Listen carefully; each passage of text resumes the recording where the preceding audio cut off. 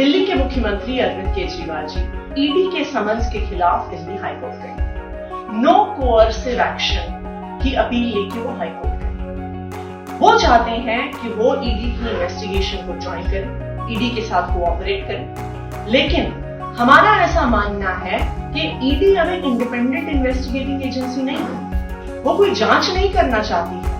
वो भारतीय जनता पार्टी का राजनीतिक हथियार है और ईडी अरविंद केजरीवाल जी को बुला के उनको गिरफ्तार करना चाहती है। अगर ईडी का इरादा साफ है, वो सिर्फ जांच चाहती है, तो वो कोर्ट में खड़े होकर कहे कि हम अरविंद केजरीवाल को गिरफ्तार नहीं करेंगे। कल जब हम हाई कोर्ट गए तो ईडी ने अरविंद केजरीवाल जी की अपील का पुरजोर विरोध किया। क्यों?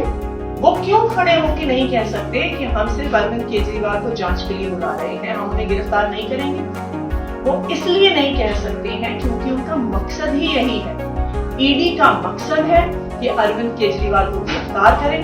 ईडी का मकसद है कि अरविंद केजरीवाल को प्रचार से रोकें। ईडी का मकसद है कि भारतीय जनता पार्टी का एक राजनीतिक हथियार करके काम करें।